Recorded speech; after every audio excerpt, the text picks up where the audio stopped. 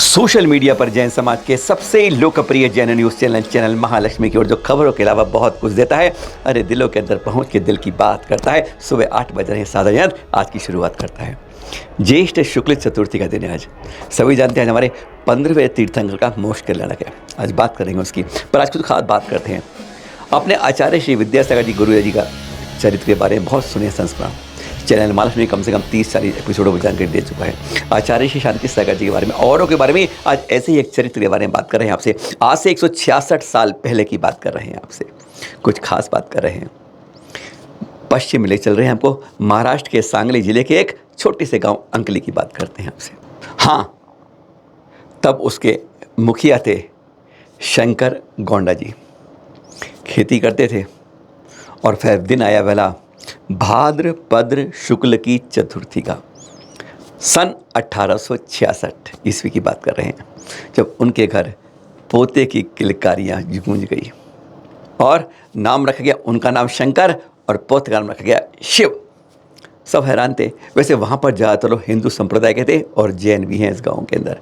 कृष्णा नदी के तट की बात कर रहे हैं और बच्चे ने कहते ना, होनहार बिरवान के होत चीकने पार। जब घर में पुत्र का जन्म होता है तो खुशियाँ तो हर के बीच में बहुत ज़्यादा होती हैं। बस वही हुआ। और पता है, शिव का पैर देखा दादा ने तो उन्होंने ज्योतिषी को बुलाया। कहते देखो उसके पैर के अंदर ये है, कमल बन रहा है, धवल बन रहा है, शंख बन रहा है और उत्तम भाल के बीच में चंद्र बिंब बन रहा है। इसका क्या कारण है, कुछ खास बात है? तब ज्योतिषी कुछ ठीक ठाक थे, आज की तरह नहीं थे कि कंप्यूटर से निकाला और सामने आपके जन्म कुंडली पेश कर दी। नहीं, उसने बताया कि यह बहुत होनहार बालक होगा, यह पूरे जगत का कल्याण करेगा। 1866 की बात है। 1857 में प्रथम स्वतंत्र सेनानी का बिल्कुल बच गया था आज़ादी के बारे में। तो लोगों ने ये सोचा, 9 साल हुए हैं आज़ादी के लिए, शायद यह कहीं ना कहीं हमारे देश के लिए, आज़ादी के लिए कहीं ना कहीं अपने लिए आगे एक वीर वाकुरा बनेगा। कह कुछ भी नहीं सकते, पर शंकर के शिव के बारे में, हर के बारे में कुछ ऐसा ही जैसे सोचा था। शंकर गौंडा जी ने अपने पोते को बहुत पाल पोस के अच्छा बनाया, बहुत बलिष्ठ बनाया था। उसको ज़्यादा पढ़ाई का शौक़ नहीं था, कबड्डी बहुत खेलता था और कहते थे गिरी से भी ज़्यादा विशाल था, नव से ज़्यादा ऊंचा और कहते हैं सागर से नीचा गंभीर और उतनी नीचाई गहराई वाला था, शांत चित्त वाला। उसे बहुत शौक़ थे मिट्टी के हाथी बनाना, शेर बनाना, गाय, घोड़े, इस तरह के बड़े चित्र बनाता था मिट्टी के लिए और बनाने तैयार कर देता था। गजब का कलाकार था। और फिर यही नहीं, नदी में जाता, बिल्कुल नीचे पहुंच जाता, कृष्णा नदी पास थी, बस लिए पहुंच गए नीचे तली में और वहाँ से बालू इकट्ठे करके बाहर लाता और उनसे फिर इसी तरह के जानवर बनाने लगता।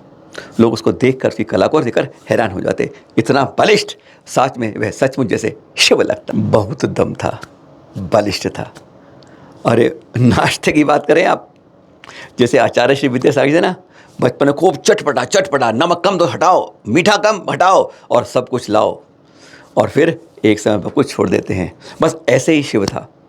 उसे नाश्ते में कम से कम 1 किलो सींग का दाना, गुड़ और आम चाहिए। यह तो उसका नाश्ता था। वह भोजन और शाम के खाने की तो बात ही सोच लीजिए अब क्या थी।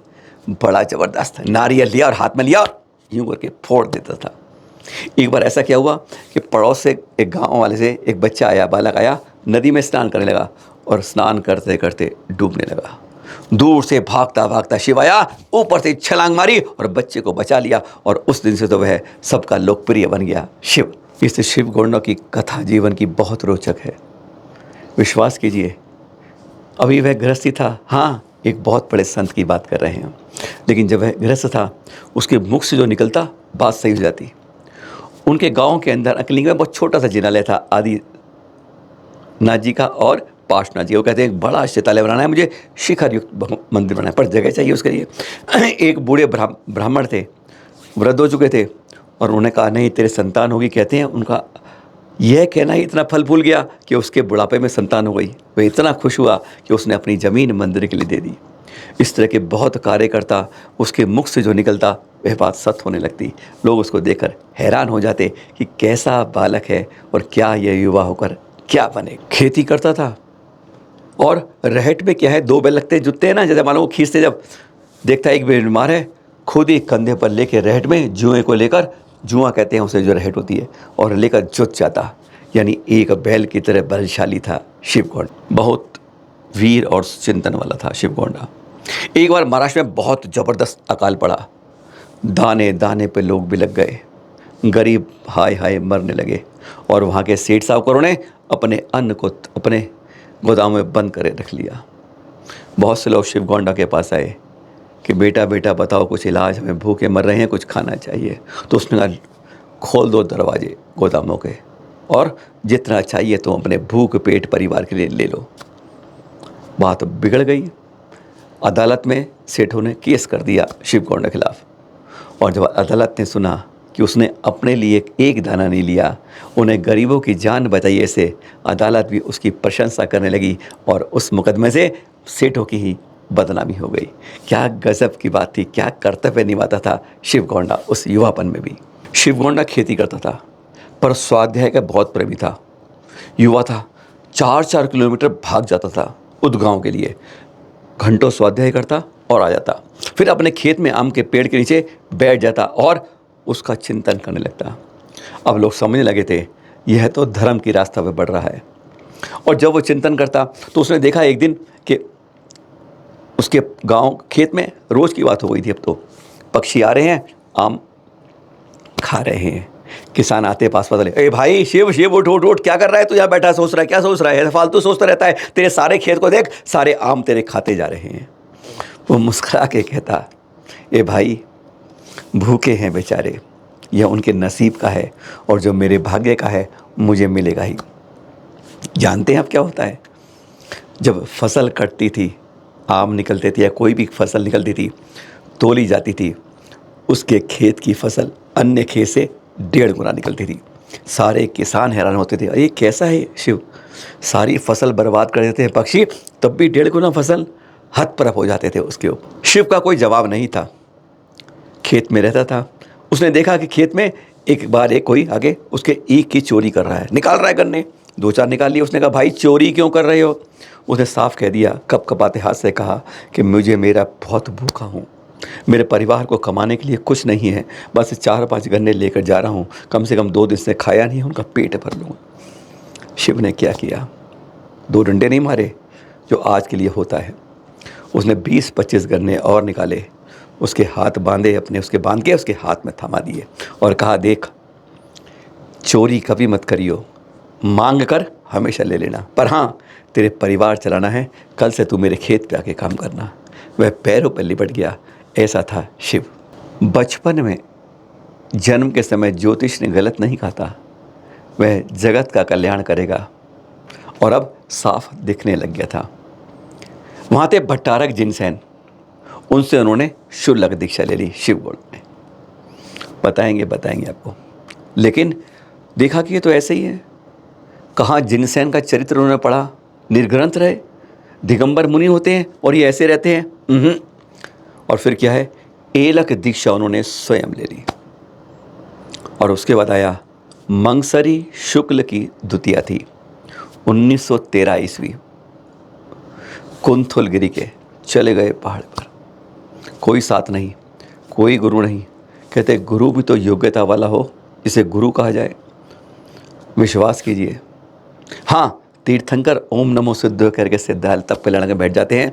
इन्होंने भी पंचमुष्टि केशनोच किया और पहाड़ी से नीचे तक गूंज गए वाद्य, जैसे पता नहीं कहाँ से ऐसी आवाज़ें आ रही थी।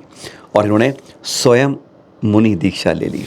कहते आज की तारीख में कहीं जाओ कपड़े पहन के जाते हैं, भोजन लेने जाओ आहार लो कपड़े पहनते हैं, और अंदर बैठे रहो तो दिगंबर रूप में रहो। यह कौन सा आचर्य है। मूलाचार में भी 28 चतुर्थकालीन चर्या की इन्होंने दक्षिण में वैश्य जयघोष किया, जिसको आज देखकर हर कोई हैरान हो जाता है। उनको आहार पता है कौन देती थी, 7 घोड़ा जी की माता जी, समझ गए आप। आचार्य श्री शांति सागर दक्षिण जी की थी ना, उनकी माता जी इनको आहार देती थी। यही नहीं, और जब गृह समाज में शांति सागर जी थे ना, जो बहुत जानते हैं आप, कंधे पर बैठा के नदी पार कराते थे। कहते जैसे मैं महाराज आपको पार कराता हूँ, मुझे अब संसार से पार कराना। मुस्कुराते थे और फिर शुल्लक अवस्था में इनके पास आए थे। यह है चरित्र इनका, हमारे जो कहलाए आचार्य आदि सागर जी, जिनको 1915 में कल के दिन ज्येष्ठ शुक्ल पंचमी को चतुर्वेद सिंह ने आचार्य पद पर आरोहित किया। 108वां आचार्य पद है ये जो होगा, 108 जो अब मुनि उपाध्याय आचार्य के आगे लगाते हैं। ऐसा दिन था। उन अंकलीकर कहते हैं ना, अंकली गांव के थे, इसलिए आदि सागर जी कहलाए अंकलीकर। और उनका गया मुनि कुंजर। कुंजर जानते हैं आप? कुंजर माने प्रधान। हाँ, अब हम मूल उस पर आते हैं जो हमने शुरुआत की थी आपके साथ। अब उसकी बात पर करते हैं आपसे। 7 दिन तक कोई श्रावक इनका कमंडल नहीं भरता था। यही पढ़ा है ना अपने शीर्षक में, थंब में।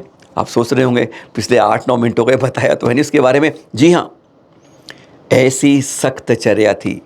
हर समय विहार 10-10, 20-20 किलोमीटर यूं ही चल देते थे सिंह की तरह, और 7 दिन बाद आहार लेते थे। सोच सकते हैं आप, ये बात कर रहे हैं हम 1915 के पास से लेकर लगातार बात चलती थी।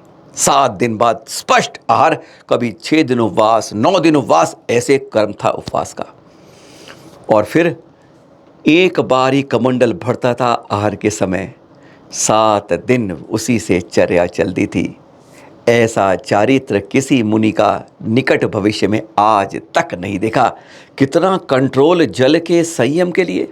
जल की एक एक बूंद कीमती है, उसे बचाना चाहिए। यह उनका कमंडल सामान्य से थोड़ा बड़ा था, और यही कारण है कि 7 दिन तक उनका कमंडल एक बार भरकर ही 7 दिन चलता था। ऐसे पावन हमारे प्रथम श्रृंखला के इस सदी के कहे जाते हैं आदि सागर अंकलीकर जी आचार्य श्री, जिनका कल है 108वां पदारोहण दिवस। हाँ, आज का खास दिन जो आपको बताया था शुरू में, ज्येष्ठ शुक्ल की चतुर्थी। आज बहुत खास दिन है। आज हमारे 15वें तीर्थंकर धर्मनाथ जी का मोस्टर। बिल्कुल, जब चढ़ाई करते हैं ना गौतम गर्दन टॉक से, इधर बाईं तरफ बनना शुरू करते हैं और दाईं तरफ जब आते हैं हम जल मंदिर से, तो सबसे पहले टॉक पड़ती है हमारी धर्मनाथ भगवान की, जिनका है आज मोस्टर।